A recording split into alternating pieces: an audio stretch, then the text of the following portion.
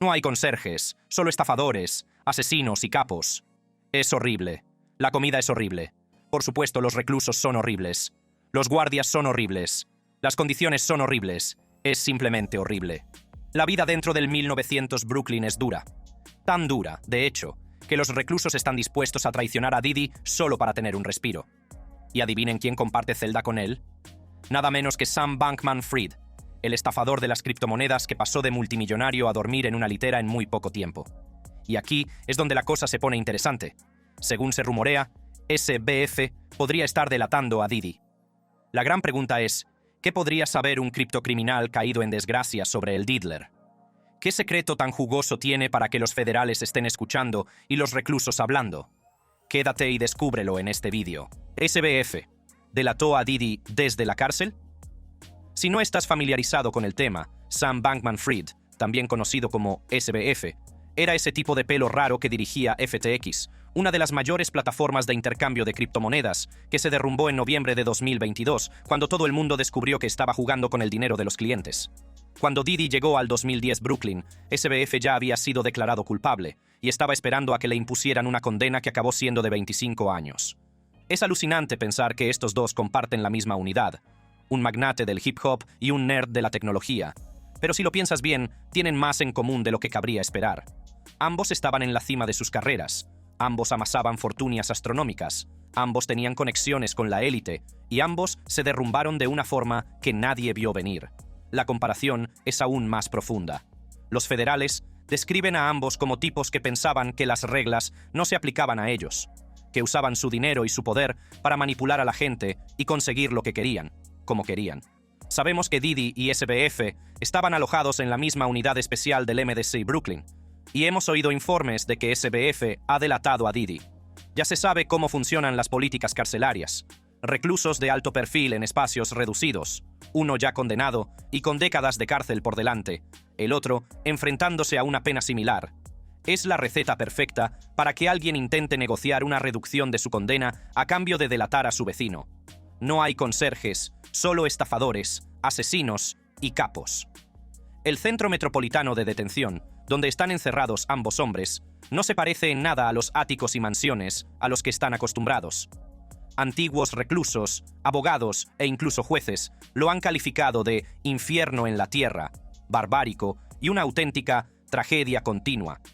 Las condiciones son tan pésimas que algunos jueces se niegan a enviar allí a personas o imponen penas más cortas a quienes han tenido que cumplir condena en el 1600.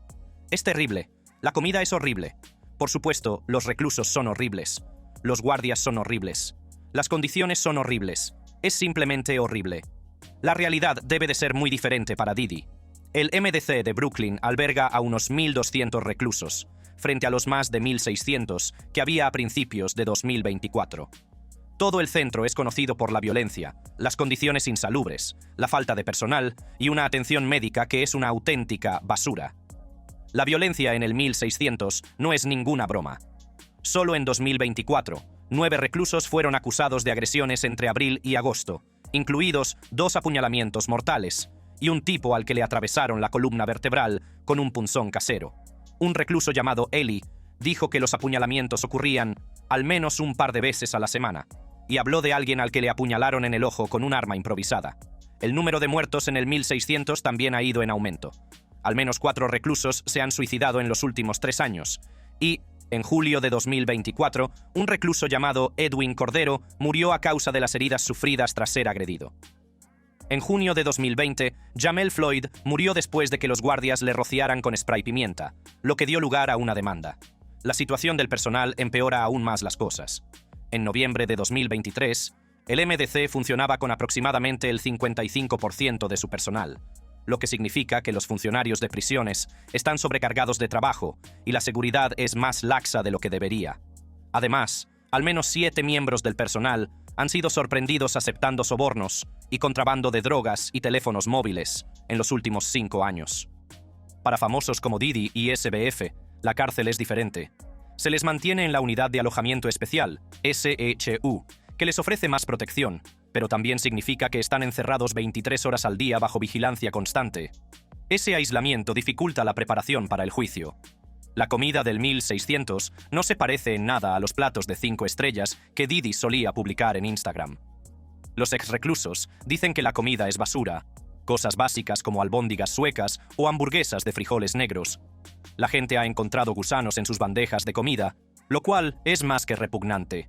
Para el Día de Acción de Gracias de 2024, Diddy supuestamente recibió pavo asado para el almuerzo y un sándwich de mantequilla de maní y mermelada para la cena, muy lejos de las lujosas comidas navideñas que solía organizar en sus mansiones. La situación de confinamiento empeoró aún más en marzo de 2025, cuando se desató un motín racial en el que participaron más de 40 reclusos, lo que provocó un confinamiento de un mes en el que reclusos como Diddy permanecieron encerrados en sus celdas 23 horas al día. Este es el entorno en el que Diddy y SBF han estado compartiendo espacio, aunque no sabemos exactamente cuánto tiempo han pasado juntos. Lo que hace tan interesante esta posible conexión entre Diddy y SBF es que SBF, que se enfrenta a 25 años en la cárcel federal, podría estar buscando cualquier ventaja que pueda obtener.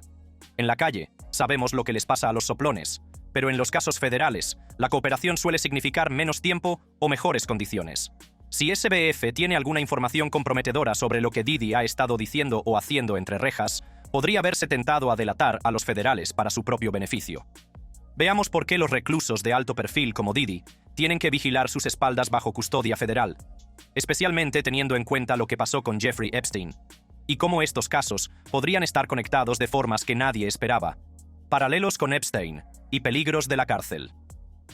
El fantasma de Jeffrey Epstein acecha todas las conversaciones sobre personas ricas y famosas que enfrentan cargos de tráfico sexual bajo custodia federal.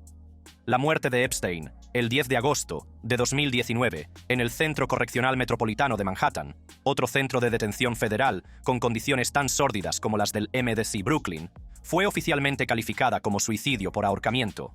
Pero las sospechosas circunstancias que rodearon su muerte desataron teorías conspirativas que siguen dando que hablar años después.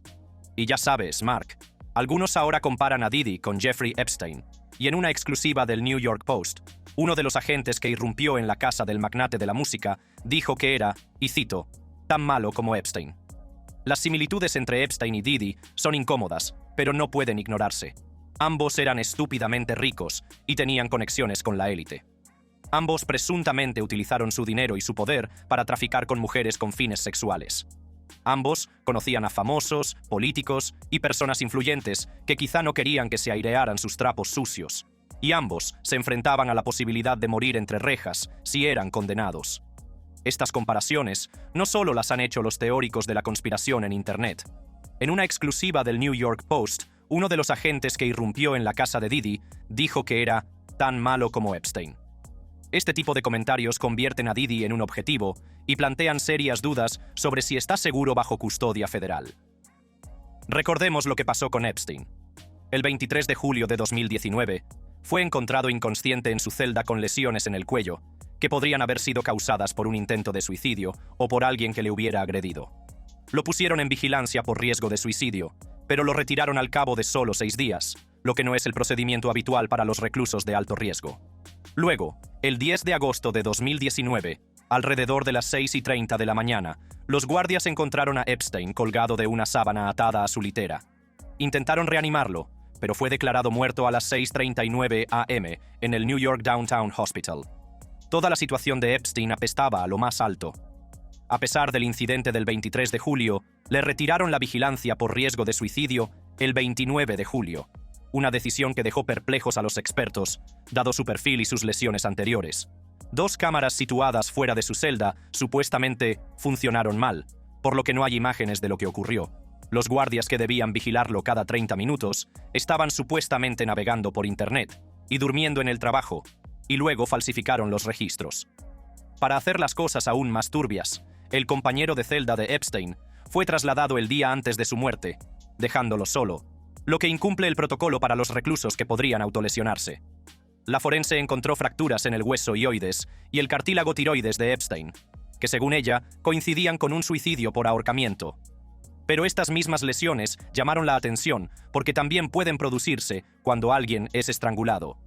El doctor Michael Baden, un patólogo forense contratado por el hermano de Epstein, dijo que las fracturas del hueso hioides y del cartílago tiroideo eran extremadamente inusuales en los suicidios y se parecían más a las que se observan en los estrangulamientos homicidas.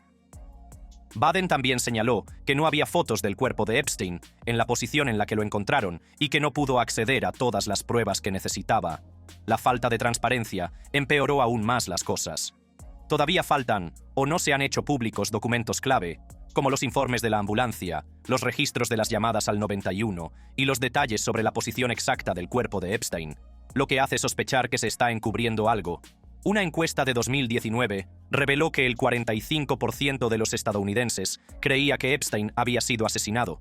Solo el 16% pensaba que se había suicidado y el 39% no estaba seguro. El meme "Epstein no se suicidó" se hizo tan viral que pasó a formar parte de la cultura pop, lo que demuestra que mucha gente no se cree la versión oficial. Dadas las conexiones de Epstein con personajes importantes, Bill Clinton, Donald Trump, el príncipe Andrés, Bill Gates y otros, y sus afirmaciones de tener información comprometedora sobre ellos, muchos creen que fue silenciado para proteger intereses poderosos. La exnovia y presunta cómplice de Epstein, Ghislaine Maxwell, que fue condenada por tráfico sexual, también habría recibido amenazas y se habría enfrentado a condiciones peligrosas mientras estaba encarcelada. Los abogados de Maxwell dijeron al tribunal antes de su sentencia en junio de 2022 que una reclusa de su unidad en el MDC Brooklyn la amenazó con matarla, diciendo que 20 años más de prisión valdrían el dinero que obtendría por acabar con Maxwell. Su equipo legal utilizó esto para pedir clemencia, diciendo que sus condiciones en la cárcel eran atroces, y comparándolas con la situación de Hannibal Lecter en El silencio de los corderos. En otro incidente ocurrido en junio de 2023, Maxwell delató a 2 reclusas cubanas, apodadas Las Cubanas, en la prisión federal de Tallahassee, que intentaban extorsionarla exigiéndole artículos de la tienda de la prisión. Las reclusas fueron enviadas al agujero durante 47 días, y cuando regresaron a la población general, supuestamente buscaban venganza.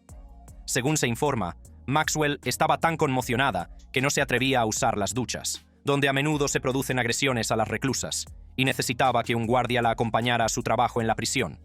Estas historias muestran los peligros reales a los que se enfrentan los reclusos de alto perfil, especialmente los relacionados con casos de tráfico sexual. Así que ahora tenemos que preguntarnos, ¿se enfrenta Didi a riesgos similares en el MDC Brooklyn?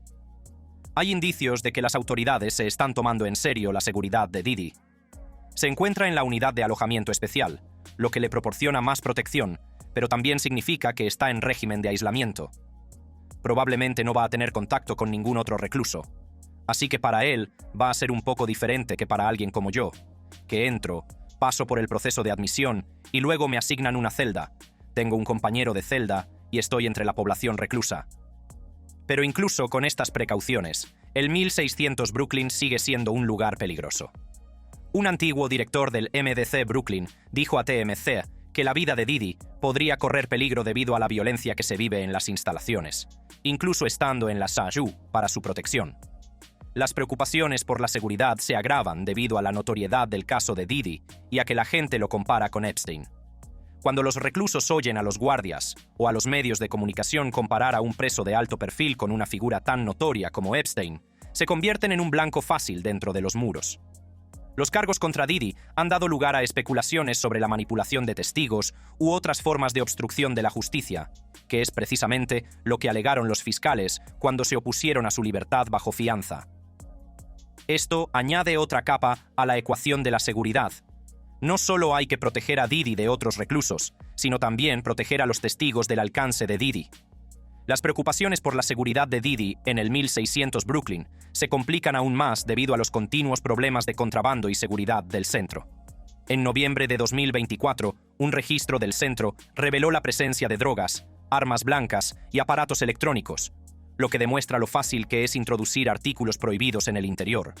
La seguridad del centro ha sido cuestionada desde el suicidio de Epstein en 2019 en el centro de Manhattan, y existen preocupaciones similares en el MDC Brooklyn.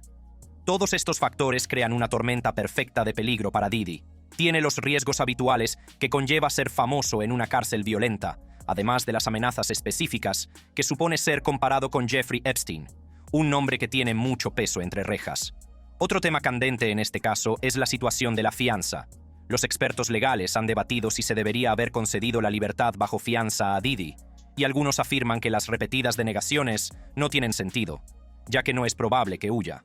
Se intenta conceder a las personas presuntamente inocentes el derecho a la libertad mientras esperan el juicio, pero no se le priva de ese derecho a alguien solo porque tiene recursos para pagar guardias armados en su casa. Eso le impediría por completo cometer delitos o escapar, por lo que, en mi opinión, es una clara violación de la octava enmienda. Alan Dershowitz, el famoso abogado que ha representado a todo el mundo, desde O.J. Simpson hasta Jeffrey Epstein, argumentó que Diddy debería haber obtenido la libertad bajo fianza basándose en la presunción de inocencia y en la octava enmienda, que prohíbe las fianzas excesivas. Dershowitz afirma que el dinero de Diddy no debería tenerse en cuenta a la hora de decidir la fianza, y que se le podría haber vigilado con arresto domiciliario y seguridad. Por otro lado, Gloria Allred señaló que, incluso con acuerdos civiles confidenciales, los testigos pueden seguir testificando si son citados, lo que podría disipar las preocupaciones sobre la manipulación de testigos. También comparó la situación con otros casos de gran repercusión mediática, señalando que la manipulación de testigos ha sido un problema en casos como el de R. Kelly. A veces se presentan cargos penales no solo contra el acusado, sino también contra personas de su entorno que amenazan a los testigos. Y eso fue lo que ocurrió en el caso penal de R. Kelly. Estos debates ponen de manifiesto la complejidad de la situación, en la que hay que equilibrar la presunción de inocencia, la seguridad pública, la garantía de un juicio justo y los derechos del acusado. También ponen de relieve el escrutinio adicional al que se someten los casos de famosos, especialmente los relacionados con acusaciones de conducta sexual inapropiada. Veamos más de cerca el juicio de Diddy, las pruebas que se acumulan en su contra y lo que dicen los expertos sobre sus posibilidades en los tribunales. El caso de la federal contra Diddy y lo que dicen los expertos. Así están las cosas en este momento. A fecha de 12 de mayo de 2025, Diddy sigue entre rejas en el MDC Brooklyn sin fianza, y su juicio comenzó el 5 de mayo de 2025. Se enfrenta a 5 cargos federales, 1 por conspiración para cometer extorsión, 2 por tráfico sexual mediante el uso de la fuerza, el fraude o la coacción, y 2 por transporte con fines de prostitución. Si el jurado lo declara culpable, se enfrenta a una pena de entre 15 años y cadena perpetua en una prisión federal. Desde que fue encarcelado en septiembre de 2024, el equipo legal de Diddy ha estado ocupado tratando de conseguirle la libertad bajo fianza. Presentaron múltiples solicitudes de fianza, pero diferentes jueces las rechazaron. Los jueces siguieron alegando que existía el riesgo de que se fugara y de que pudiera influir en los testigos, a pesar de que Diddy ofreció una fianza de $50 millones, arresto domiciliario y monitores en los tobillos. Mientras tanto, las demandas civiles contra él empezaron a acumularse. En octubre de 2024, el abogado texano Tony Bosby anunció que estaba a punto de presentar 120 demandas civiles contra Diddy en nombre de demandantes anónimos que alegaban agresión sexual y abuso. A mediados de octubre, 6 demandantes anónimos ya habían presentado demandas, entre ellos un tipo que dijo que Diddy lo tocó de forma inapropiada cuando solo tenía 16 años en una fiesta blanca en los Hamptons en 1998. El 14 de marzo de 2025 se produjo un importante giro cuando los fiscales federales presentaron una nueva acusación contra Diddy, añadiendo 2 nuevos cargos de tráfico sexual y transporte con fines de prostitución en relación con una mujer a la que llamaron Víctima 2, que abarcaban presuntos actos cometidos entre 2021 y 2024. Diddy también se declaró inocente de estos nuevos cargos. Apenas unos días antes de que comenzara el juicio, Diddy tomó una gran decisión. El 1 y 2 de mayo de 2025, rechazó formalmente un acuerdo con la Fiscalía Federal que le habría permitido aceptar cargos menores para evitar una pena de prisión muy larga. Esta decisión de ir a juicio demuestra su confianza en su defensa, su desesperación o una apuesta estratégica de que el caso de la Fiscalía podría no ser tan sólido como creen. Una de las pruebas más condenatorias contra Diddy es el vídeo de vigilancia de 2016, en el que se le ve agrediendo a Cassie Ventura en el pasillo de un hotel. El 7 de marzo de 2025, el juez Arun Subramanian dictaminó que este vídeo podía utilizarse en el juicio, a pesar de que la defensa alegó que había sido editado. Esto supuso un duro golpe para la defensa de Diddy, ya que el vídeo muestra exactamente el tipo de violencia descrita en la acusación. Cabe señalar que Ventura ya había presentado una demanda contra Diddy en noviembre, acusándolo de violación y abuso. Aunque recibió un maletín de Diddy con un acuerdo confidencial solo un día después de presentar la demanda, Ventura aún puede ser citada a declarar en el caso penal, como explicó Gloria Allred. Incluso si hay acuerdos civiles confidenciales, siempre hay una excepción en la ley. Aún pueden testificar en un tribunal si son citados a hacerlo. Al inicio del juicio, los expertos legales han estado sopesando diferentes opiniones sobre las posibilidades de Diddy en los tribunales. Algunos comparan su caso con condenas de alto perfil, como la de Keith Raniere, el líder de la secta NXIVM, que fue condenado a más de 100 años. Esa comparación sugiere que algunos expertos piensan que la fiscalía tiene un caso sólido para encarcelar a Diddy. Según lo que hemos oído, la estrategia de la defensa se basa en el consentimiento. Gina Barton, periodista de investigación de USA Today, dijo que la defensa está tratando de presentar a Diddy como alguien que simplemente tiene un estilo de vida sexual alternativo y marginal, con intercambio consensuado de parejas, alegando que nada de ello fue forzado. Esperan que este enfoque contrarreste las acusaciones de la fiscalía sobre coacción y abuso, especialmente con todas las pruebas en vídeo que los federales confiscaron en las casas de Diddy. El equipo de defensa de Diddy se enfrenta a retos que van más allá del vídeo del hotel.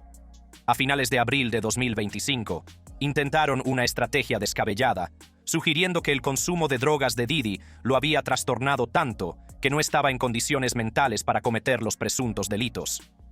Esta estrategia de la defensa podría estar tratando de restar importancia a la intención, pero la mayoría de los expertos legales piensan que es muy arriesgada y que probablemente no convencerá al jurado cuando los cargos son tan graves. Sin embargo, la defensa logró algunas pequeñas victorias en la sala del tribunal. Existen algunas limitaciones en cuanto al testimonio de los expertos. El juez Arun Subramanian impidió a la psicóloga Dawn Hughes testificar sobre el control coercitivo como forma de violencia doméstica, aunque sí puede hablar sobre las estrategias de afrontamiento de las víctimas y por qué permanecen en relaciones abusivas. Mientras tanto, la defensa puede llamar al psiquiatra clínico Dr. Eli Aoun para que hable sobre los desmayos inducidos por las drogas de Diddy o sobre que estaba demasiado trastornado para saber lo que hacía, lo que podría ayudar a su argumento sobre la aptitud mental. Otra parte de la estrategia de la defensa es intentar enmarcar todo el caso como motivado por el racismo. Los abogados de Diddy señalaron el historial racista de la ley Mann en su moción para desestimar el cargo de transporte, argumentando que Diddy está siendo injustamente perseguido por ser un hombre negro de éxito. No sabemos si este argumento se mantendrá en el tribunal, pero añade otra capa a su estrategia de defensa. Quizás no es lo que alguien aquí haría en su dormitorio, pero eso no significa que lo que él hizo fuera un delito. Mientras todo este drama legal se desarrollaba en la sala del tribunal, también hubo algunas travesuras detrás de las cámaras. Los fiscales federales presentaron una moción pidiendo al juez que investigara al famoso abogado defensor Mark Geragos por supuestamente interferir en el proceso de selección del jurado. Según los documentos judiciales, Geragos, cuya hija Tenny Geragos forma parte del equipo legal de Diddy, estaba dando consejos sobre cómo manejar a los miembros del jurado y comentando las estrategias de selección, a pesar de que no forma parte oficialmente del equipo de la defensa. Este supuesto entrometimiento en el jurado complica aún más la situación de Diddy y plantea dudas sobre si su juicio se está desarrollando de forma justa. Si el juez da la razón a la fiscalía, podría imponerse sanciones a Geragos y dañar la credibilidad del equipo de defensa de Diddy. Más allá de las maniobras legales, hay que tener en cuenta el panorama general de la industria musical y cómo trata a las mujeres. La ejecutiva musical Ty Sticklorius habló en una entrevista con NPR sobre su propia experiencia en un evento organizado por Diddy y destacó la cultura del silencio que existe en la industria musical. Mencionó que muchas mujeres tienen historias similares, pero no las cuentan por miedo a represalias o porque están obligadas por acuerdos de confidencialidad, lo que sugiere que el juicio de Diddy podría ser la primera ficha en caer en un proceso de rendición de cuentas más amplio en la industria. Volvamos ahora a la posible conexión entre Diddy y SBF en el 1600 Brooklyn. Aunque no tenemos todos los detalles sobre cómo han interactuado, las posibles implicaciones son importantes. Ambos estaban en la cima de sus respectivas carreras antes de caer en desgracia. Ambos tienen conocimientos y contactos que podrían ser valiosos para los fiscales en varios casos. Y en el sistema federal, delatar a alguien a menudo conlleva una reducción de la pena o mejores condiciones. Para SBF, ya condenado y enfrentándose a 25 años en la cárcel federal, delatar a un vecino de celda de alto perfil como Diddy podría reportarle algunos beneficios. Aunque no tenemos informes confirmados de que SBF haya delatado directamente a Diddy, la posibilidad existe. Para Diddy, tener a alguien como SBF en la misma unidad de alojamiento especial supone un riesgo adicional. Cualquier declaración incriminatoria hecha a otros reclusos podría llegar a oídos de los fiscales. En la cárcel, las paredes tienen oídos, y alguien que ya se enfrenta a décadas de cárcel podría estar buscando cualquier ventaja que pueda obtener. Según se rumorea, los fiscales acusaron a Diddy de utilizar el tiempo de teléfono de otros reclusos para ponerse en contacto con testigos, difundir historias en los medios de comunicación e influir en la gente pagándoles.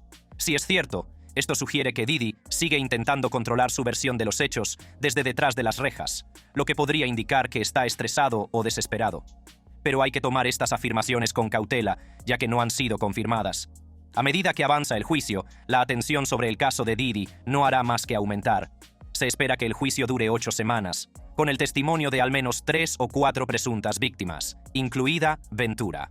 El resultado dependerá de cómo interpreten los jurados todas las pruebas y el contexto cultural, con importantes implicaciones, tanto para Diddy como para la industria musical en su conjunto. Aunque seas famoso, no estás por encima de la ley. Da igual que seas famoso en el mundo del espectáculo, los negocios, los deportes, la religión o la educación, no estás por encima de la ley. Por lo tanto, tienes que afrontar las consecuencias de lo que se te acusa. Como dijo Gloria Allred, no importa lo famoso que seas, la ley sigue aplicándose. Las próximas semanas demostrarán si el sistema realmente puede hacer responsables a las figuras poderosas y si se sabrá toda la verdad sobre los presuntos delitos de Diddy. ¿Te ha gustado este vídeo? Pulsa la tarjeta en tu pantalla para ver más como este. No es ninguna novedad que este hombre está metido en un buen lío. Así es, Sean Diddy Combs lleva bastante tiempo entre rejas y puede que nunca vuelva a ver la luz del día. La mayoría de la gente se pregunta cómo conseguía Diddy nuevos miembros. Pues bien, sus métodos distaban mucho de ser ordinarios, ya que la gente se queda petrificada cuando se entera de ello. Vas a oír hablar de mi fiesta, van a estar cerrándolas, probablemente van a arrestarme por hacer todo tipo de locuras, desde after parties, turbias, hasta estrictos códigos de vestimenta para los asistentes a las fiestas. Diddy conmocionó al mundo con sus payasadas. Ahora, vamos a analizar algunas de estas actividades secretas que por fin han salido a la luz. Las infames fiestas totalmente blancas. Sean Diddy Combs es conocido por varias cosas en la industria musical. Debido a los últimos acontecimientos, algo por lo que la gente empieza a conocerle es por sus extrañas y a veces inquietantes prácticas durante sus fiestas. Uno de sus eventos más famosos son sus fiestas totalmente blancas. Estas fiestas totalmente blancas eran a menudo la comidilla del verano, ya que cualquiera que fuera invitado iba de camino a la fiesta más caliente del verano. Estas invitaciones estaban reservadas a algunos de los nombres más importantes de Hollywood y seguían un estricto código de vestimenta. Todos los invitados debían vestir de blanco. En una entrevista en 2006, Oprah Winfrey preguntó al empresario caído en desgracia por su decisión de hacer que todos amanecieran del mismo color. Él respondió que era su sueño integrar su estilo de vida hip hop con la élite de la costa este. También quería despojar a todo el mundo de su imagen y ponernos a todos del mismo color y al mismo nivel. Al parecer, Diddy empezó a organizar el evento anual durante el fin de semana del Día del Trabajo, en septiembre de 1998, y su ubicación inicial fue su casa de East Hamptons. El lugar de celebración cambiaría con el tiempo a lugares como Beverly Hills y Saint-Tropez, en Francia. Estas fiestas sirvieron para marcar su presencia en la exclusiva comunidad neoyorquina de los Hamptons. La celebridad de la lista A suele recordar su primera fiesta exclusivamente blanca. Tuve la mezcla más loca. Algunos de mis chicos de Harlem, Leonardo DiCaprio, después de que acabara de terminar la exitosa película de 1997, Titanic, dijo. Al parecer, algunos residentes de la zona pensaron que se trataba del fin del mundo. Rápidamente descubrieron que no lo era. En las listas de invitados a estas fiestas, nunca faltaban miembros de los círculos musicales cercanos a Diddy y neoyorquinos de la alta sociedad. La estrella A también describió estas fiestas como romper barreras raciales, romper barreras generacionales. Las fiestas para todos los blancos fueron creciendo a medida que se sumaban patrocinadores corporativos. Diddy solía utilizar estas fiestas para lanzar diversos productos, como colonias, vodkas e incluso iniciativas filantrópicas. La última fiesta totalmente blanca de Diddy tuvo lugar en 2009. Esto no significa que no haya organizado otras fiestas, como declaró en una entrevista. Ya no quieren que organice fiestas, y añadió, pero no vamos a parar, vamos a seguir divirtiéndonos, reuniendo a gente de todas las clases sociales. La estrella incluso hace una predicción impactante al decir, van a cerrarlas, probablemente me arrestarán, harán todo tipo de locuras solo porque queremos pasarlo bien. Esta afirmación ha envejecido mal, como demuestran los recientes acontecimientos en los que se ha visto implicado. Algunos dicen que Diddy se imaginaba a sí mismo como un Jay Gatsby moderno, personaje de ficción creado por F. Scott Fitzgerald en su novela de 1925, El Gran Gatsby. Gatsby era un millonario conocido por las fiestas extremas que organizaba en su mansión. Nadie podía competir contra estas fiestas, y como tal, Diddy planeaba hacerlas realidad. «¿He leído El Gran Gatsby?», dijo Diddy a una fuente fiable. «Yo soy el Gran Gatsby». Esta afirmación no acaba bien, ya que en cierto modo coincide con la historia de Gatsby. Una historia que mostraba cómo sus supuestos amigos no estaban en ninguna parte cuando lo perdió todo. La mayoría de la gente cree que cuanto más grande es una fiesta, más problemas pueden surgir durante o después de la misma. Este fue definitivamente el caso de estas fiestas de blancos, ya que algunas víctimas se presentaron y hablaron de cómo se vieron obligados a hacer todo tipo de actos inhumanos para los ricos y poderosos. Nada menos que el propio Diddy ordenaba estos actos. La artista Adria Sherry English se atrevió a denunciar a Diddy. Denunció que fue contratada como bailarina en las fiestas All White de Diddy a principios de la década de 2000. Este empleo de ensueño se convirtió de repente en una pesadilla para ella, ya que afirmó que la obligaron a participar en actividades explícitas. English relató que estas fiestas para todos los blancos parecían glamurosas desde fuera, pero encerraban oscuros secretos. Algunos de estos secretos implicaban que ciertas bailarinas exóticas eran mancilladas contra su voluntad. La artista para adultos afirma que fue coaccionada por el inmenso poder de Diddy y temía que su carrera se arruinara si no accedía a sus exigencias. También le había prometido ayudarla a construir su carrera. Mencionó cómo se utilizaban drogas y alcohol para desinhibir a los participantes, tanto a los que querían como a los que no. También dijo que se añadían sustancias ilegales a determinadas botellas de alcohol y se ofrecían a las mujeres después de las fiestas. Las sustancias se utilizaban para facilitar que estas mujeres cayeran presas de las devastadoras fiestas posteriores. English habló de cómo la llamada verdadera diversión comenzaba después de que la mayoría de los invitados se hubieran marchado por la noche. Estas actividades explícitas ocurrían en habitaciones fuertemente vigiladas, y estos guardias impedían que otras personas supieran lo que ocurría dentro.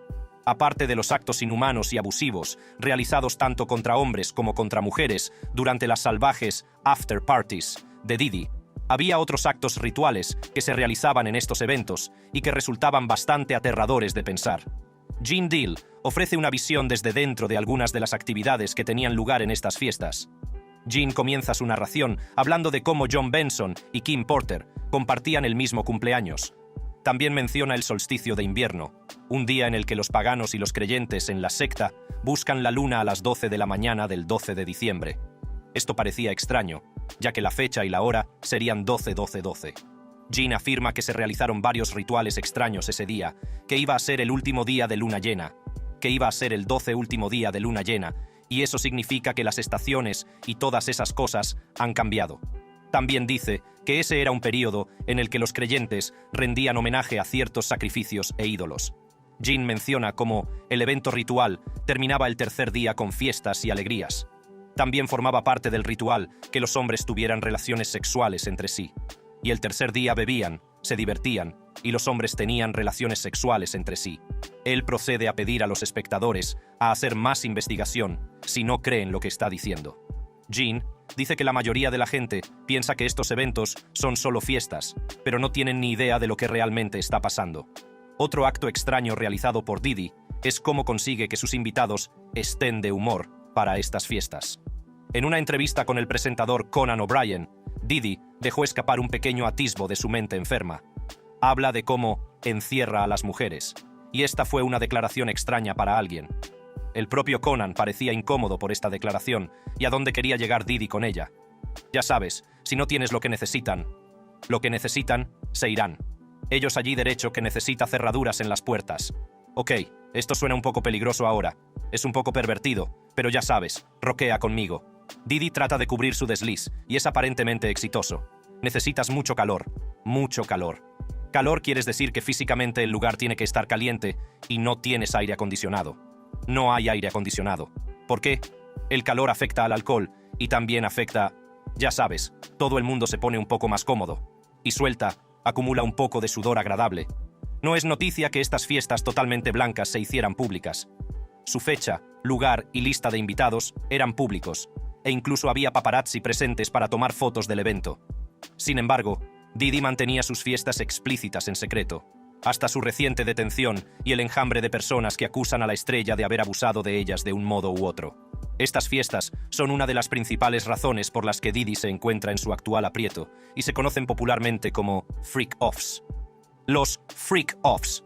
Una de las principales acciones cometidas por el desafortunado A-lister son sus inimaginables freak-offs. Algunos describieron este suceso como una simple fiesta posterior, pero otros pensaban de otra manera. Resulta que estas personas tenían razón, ya que múltiples declaraciones de testigos han demostrado que no se trataba de simples fiestas al azar, sino de actuaciones sexuales de gran carga.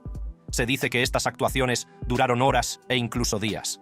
En estas terroríficas actividades participaban varias trabajadoras del sexo, y su género no limitaba su número.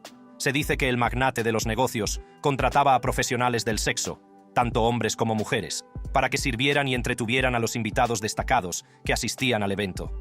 Los freak-offs se celebraban en hoteles de todo el mundo. A menudo se describían como espectáculos sexuales elaborados y producidos, en los que el propio Didi reservaba varios hoteles que servían de escenario para estas actuaciones. La sobriedad tampoco era una idea común en estas fiestas, ya que los estupefacientes estaban muy solicitados. Didi suministraba varias formas de drogas ilícitas e ilegales, como metanfetamina y cocaína. Los artistas consumían estas drogas para mejorar su rendimiento y mantenerlos obedientes. También evitaba que estos artistas se negaran a participar en los freak-offs, lo que hacía que la parte se prolongara durante largos periodos. Algunas fuentes también afirmaron que Didi invitaba a chicas menores de edad a estas fiestas y les echaba la bebida. Una vez que las chicas son incapaces de tomar decisiones correctamente, se abalanza sobre ellas y las obliga a mantener relaciones sexuales con él o a hacerlo con una trabajadora sexual contratada. Didi también grababa vídeos de todo esto y los guardaba para sus retorcidas razones personales. Este tipo de fiestas son extremadamente difíciles de planificar en solitario, y se rumorea que el personal de Didi también participaba en la preparación de estas locuras. Algunos testigos afirman que el personal de Didi colaboró en la adquisición y el transporte de algunos estupefacientes y artículos utilizados durante estas fiestas. La modelo británica y presentadora de televisión Precious Muir hizo una declaración contra Didi al recordar su experiencia en una de sus fiestas. Agradece a una decisión deliberada que tomó durante ese evento el haberla salvado de una vida y una carrera empañadas. Muir relata cómo el evento se vio desbordado por el consumo de drogas, la coacción y un comportamiento peligroso. Como recién llegada a la industria del modelaje y la televisión, mi agente realmente quería que hiciera contactos. Muir asistió a varias fiestas industriales, una de las cuales resultó ser una fiesta de Didi. Muir recuerda la intensa presión a la que estaban sometidas muchas jóvenes en esas fiestas. Las presionaban y las convencían para que consumieran bebidas con alcohol y drogas. Muir se negó a consumir ninguna de las drogas que le ofrecieron y dice: «Hubo muchas chicas que no lo consiguieron, muchas que abandonaron el modelaje o acabaron en rehabilitación». La personalidad televisiva también fue testigo de cómo todoterrenos y lanzaderas recogían a chicas, que supuestamente eran trabajadoras del sexo comercial, y las llevaban a cualquier fiesta que Didi estuviera organizando en ese momento. También fue testigo de muchas interacciones sexuales entre personas durante estas fiestas. Según Muir, el ambiente no era propicio para los niños, pero Didi no dudaba en reclutar a chicas menores de edad. Los guardias de seguridad estaban presentes en estas fiestas y tenían instrucciones de impedir que los asistentes grabaran vídeos personales. Sin embargo, a Didi se le permitía hacer vídeos y también tenía varias cámaras alrededor. Más tarde, el actor utilizaría estas imágenes para chantajear a cualquiera que intentara hablar en su contra. Muir se considera afortunada por haber escapado al trato deshumanizador que la mayoría de las mujeres sufrían a manos de Didi y su círculo íntimo. Al parecer, una de las primeras sesiones de enloquecimiento grabadas tuvo lugar en la habitación de hotel de Didi. Ocurrió poco después de que todo el mundo hubiera entrado en el nuevo milenio y empezó como una simple invitación. Una de las víctimas de este freak-off, una ex bailarina llamada Rachel Kennedy, se abrió sobre el incidente y dio una declaración detallada. En su declaración, mencionó que Didi la engañó a ella y a sus amigas para que fueran a su hotel a celebrar una fiesta. Kennedy cuenta que ella y sus amigas estaban tomando unas copas y Didi pidió hablar con ella. Esta conversación le llevó a invitarlas a su hotel para celebrar una fiesta personal con la estrella en persona. Preguntó por mí y empezamos a beber y a hablar, cuenta. Congeniamos, estuvimos hablando y nos invitó a mí y a mis amigas a su hotel para una fiesta. Me llevé a las chicas y fuimos al hotel de Didi. Tras aceptar asistir a la supuesta fiesta de Didi, las chicas van a su hotel. Un detalle chocante que mencionó Kennedy fue cómo Didi respondió a sus llamadas a la puerta llevando solo una bata. También llevaba una botella de champán en la mano. Las mujeres tuvieron la sensación de que no iban a tener una fiesta normal. Todas sabíamos en ese momento que iba a resultar ser solo una fiesta de uno. Hubo un dato que Kennedy mencionó y que dejó a la gente preguntándose qué tipo de hombre era Didi. Según su declaración, ella y sus amigos consumían cocaína mientras estaban de fiesta, pero Didi no se unió a ellos. Estábamos de fiesta tomando cocaína. Nunca vi a Didi consumiendo cocaína. Dijo que entonces solo fumaba hierba. En algún momento de su carrera, Didi presumió abiertamente de su consumo de marihuana y de cómo podía llevarla por el aeropuerto sin ninguna repercusión. No necesita ocultarlo, dijo Kennedy al mencionar que había visto marihuana en la habitación del hotel.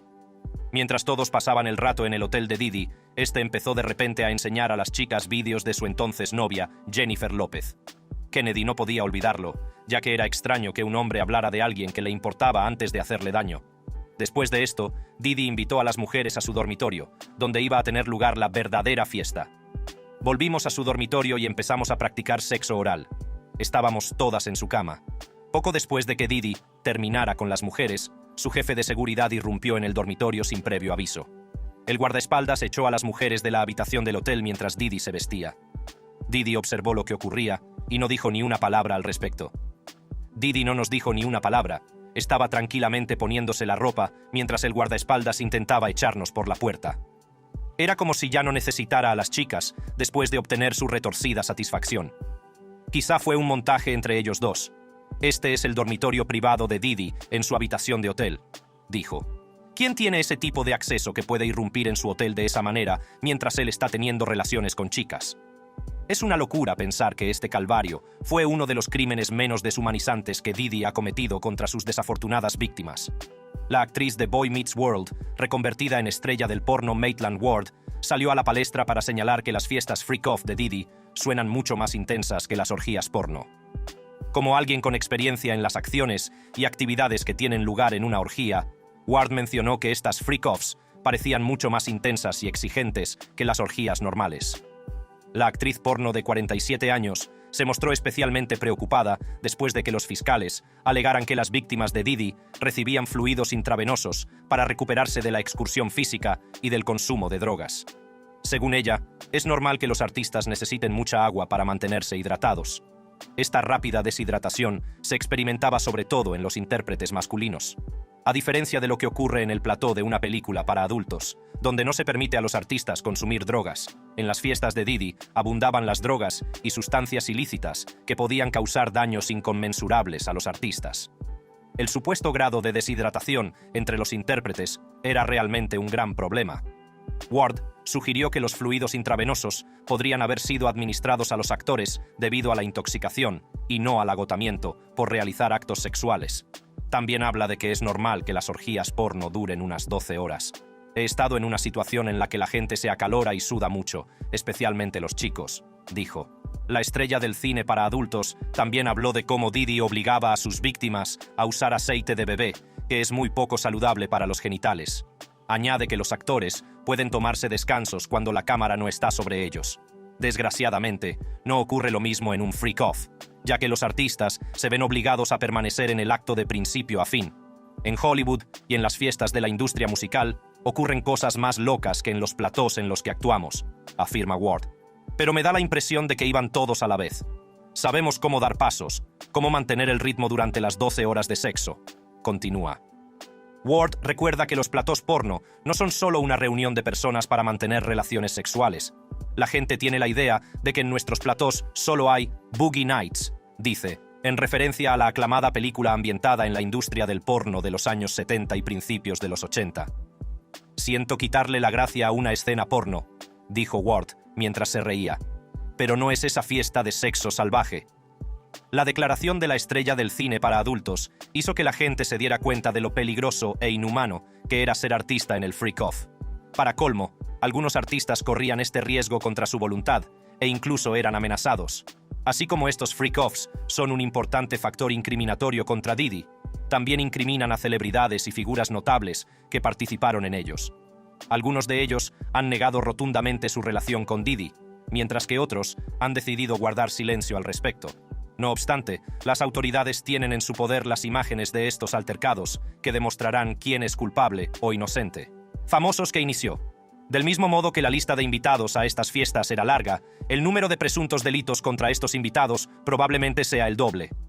Diddy invitó a algunas de las personas más influyentes e importantes de Hollywood. La mayoría de estas celebridades eran miembros del círculo cercano de Diddy, y es seguro decir que todavía están en estado de shock por la detención de su cabecilla. Un nombre importante que sale a relucir cuando se habla de las infames fiestas de Diddy no es otro que Sean Corey Carter, más popularmente conocido como Jay-Z. La relación entre Jay-Z y Diddy se remonta a los años 90 y se dice que es muy estrecha. Están tan unidos que Jay-Z es una de las dos únicas personas que pueden llamar a Diddy por su nombre. No hay ni una sola persona fuera de mi madre que deba llamarme Sean, anunció. Tanto Diddy como Jay-Z son de la costa este de Nueva York, y su amistad comenzó cuando sus carreras empezaron a dispararse. Las vidas y amistades de ambos hombres se estrecharon aún más cuando los dos se enfrentaron a penas de cárcel. El incidente en torno a Jay-Z ocurrió el 2 de diciembre de 1999. Presuntamente, apuñaló en el estómago al ejecutivo discográfico Lance Rivera por el contrabando de Volumix III. Esto ocurrió en el Kit Kat Club, un club nocturno ya desaparecido de Times Square, en Nueva York. El arma en cuestión era una hoja de 5 pulgadas. Parecía que se trataba de un plan pensado, ya que los socios de Jay-Z supuestamente causaron un alboroto mientras él lo utilizaba como tapadera para apuñalar a Rivera. Más tarde se entregó a la policía la noche siguiente y fue detenido. Jay-Z quedó poco después en libertad, bajo fianza de $50,000. Durante su comparecencia ante el Tribunal Penal de Manhattan en enero de 2000, se declaró inocente de los cargos que se le imputaban. Él y sus abogados afirmaron tener testigos y cintas de vídeo que demostraban que no estaba cerca de Rivera durante el incidente. Sin embargo, Jay-Z acabaría declarándose culpable de agresión en tercer grado y aceptando una condena de 3 años de libertad condicional, lo que le permitió evitar la cárcel. Pasó una década antes de que el cantante abordara el incidente en su libro Decoded. Recuerda cómo perdió el conocimiento por la rabia durante su altercado con Rivera y cómo juró no permitir que volviera a ocurrir. Me juré no volver a permitirme estar en una situación así. Aunque Rivera declaró más tarde que Jay-Z mintió y no fue quien le apuñaló, no, Jay-Z no fue el tipo que realmente me apuñaló esa noche. Nunca ha sido su historia. Puede que nunca sepamos la verdad detrás del incidente. Otro alto ejecutivo de la música que se sabe que tiene estrechos vínculos con Diddy es L.A. Reid. También se le considera uno de los mayores magnates de la música que existen. Diddy y Reid firmaron una alianza exclusiva que unió sus discográficas. Las emblemáticas Bad Boy Records y Epic Records se fusionaron y tenían grandes planes para crear algunos de los mayores éxitos del mundo. Reid, considerado el principal artífice de la carrera de Usher, TLC y Toni Braxton, habla de su relación con Diddy. A lo largo de los años, no solo disfrutamos juntos de un éxito increíble, sino que también nos hicimos amigos para toda la vida. También añadió, es un verdadero innovador y no podría estar más emocionado de unir fuerzas una vez más. Desgraciadamente para Reid, fue acusado de forzar a numerosas mujeres y de acoso en una nueva demanda. Un ex vicepresidente de AIR en Arista, Drew Dixon, presentó la demanda en un tribunal federal de distrito en Manhattan el miércoles. La demanda alega que Reid se negó a permitir que la carrera de Dixon tuviera éxito a menos que ella accediera a sus insinuaciones. También afirma que exigió quedarse a solas con ella en 2 ocasiones distintas, en las que la forzó. Dixon declaró que las acciones de Reid la obligaron a apartarse de su carrera. L.A. Reid es un conocido depredador que utiliza su singular poder profesional para forzar a sus víctimas. También añadió que, en mi caso, su persistente campaña de acoso y agresión sexual me obligó a abandonar el trabajo que amaba cuando estaba en la cima de mi carrera en el negocio de la música.